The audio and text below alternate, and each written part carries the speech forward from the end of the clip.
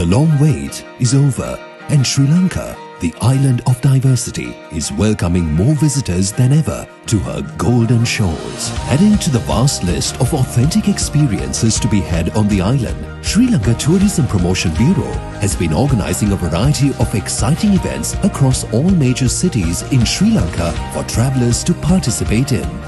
From kaleidoscopic light shows to grand seasonal music concerts, variety shows and even watch parties for international sporting events, December 2022 has been a festive season to remember in Sri Lanka. We have kicked off 2023 with a blast around the country, and now your favorite island holiday destination is ready to take you on an unforgettable adventure this new year. So, let 2023 be the year that you visit Sri Lanka and become part of the enchantment, magic and roller coaster of experiences that is so Sri Lanka.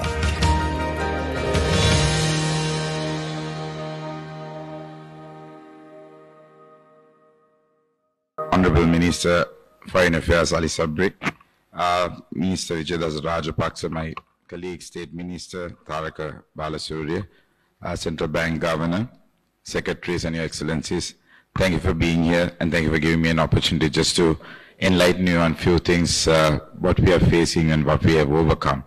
And first and foremost, let me thank every one of you who has supported after the crisis, getting Sri Lanka back to some sort of normalcy. And I would say that because when I took office, the last tourist also was leaving the country. And within the last 6 months, I would say from July to December 31st, we were able to bring in 400,000 tourists with all great difficulties. As you know, there were some travel advisories that was relaxed, and I'm very thankful to all of you for doing that. But still, we had few challenges with the media, showcasing Sri Lanka as still a suffering nation. Yes, just like the minister said, we are still not out of the woods, but we are much better than where we were.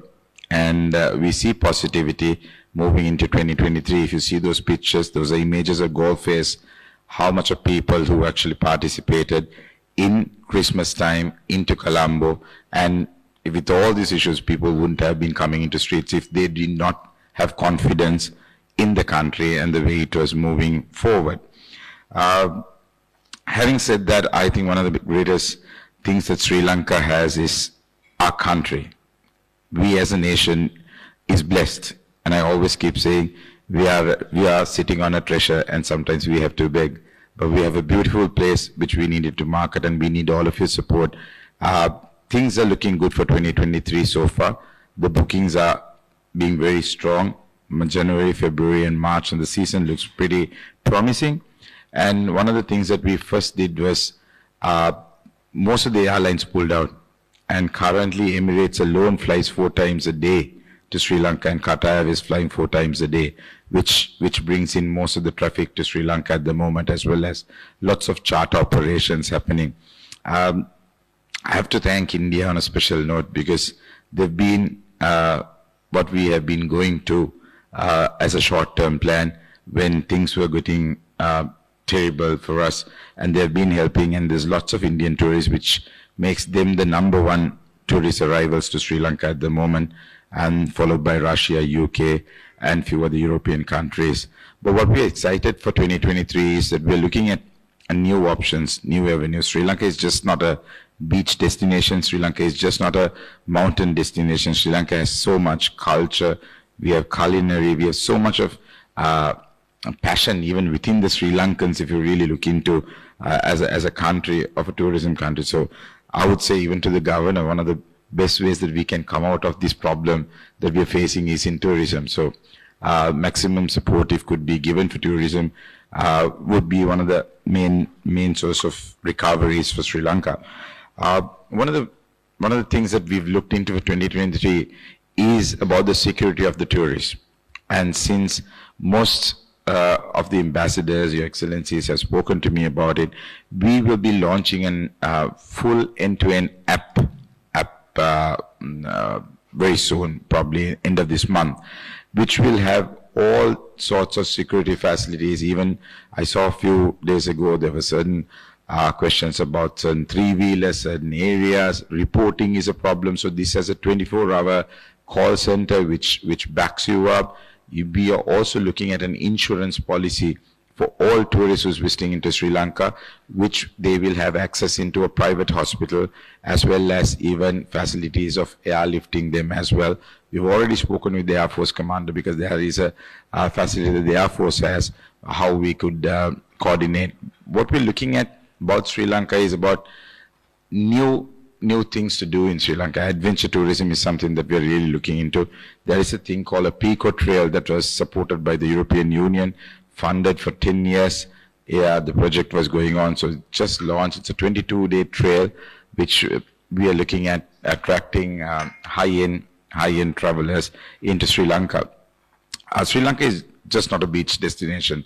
That is something that we really want to establish. So we've gone into a massive PR campaign starting February this year, where we will actually go around globally to promote Sri Lanka on that matter as well. With regards to certain issues on fuel app and how does it work for the tourists, that will also be communicated to you within the coming weeks.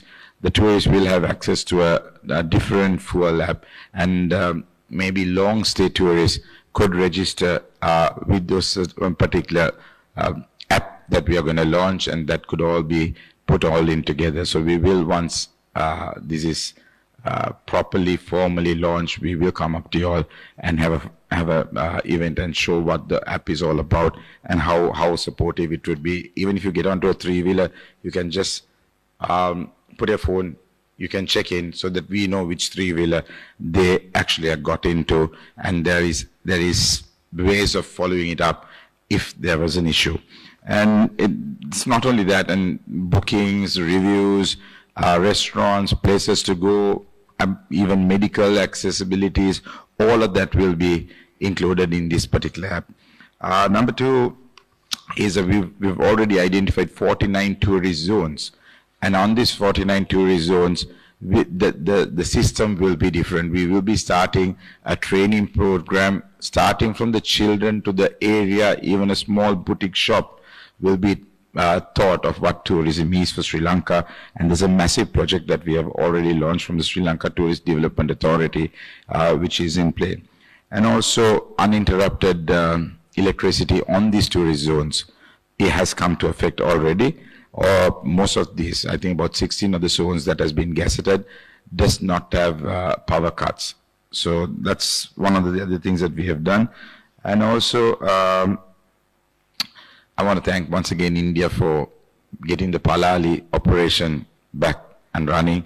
I think that is phenomenal for the people in Jaffna and the north, and they take 8 hours to come to Colombo just to take a flight of 30 minutes or 40 minutes, and which didn't make sense. And Alliance Express started with 4 flights a week, and which has increased now, I was told, for all 7 days.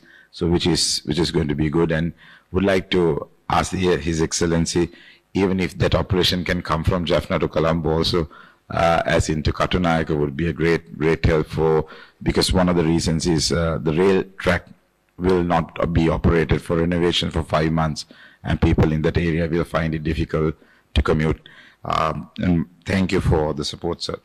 And also, we have identified many new tourist attractions. A part of that, we're trying to find a helicopter operation for high-end travelers, because Sri Lanka is not just Colombo and down south or just the mountains, but we want Trincomalee, we want Jaffna, we want the Delft, we want the new areas to be exposed. So if you are to attract, we have an 18-course golf course in China Bay, and we are not attracting the tourists into China Bay. So that's another project that we are trying to initiate within the next 3 months.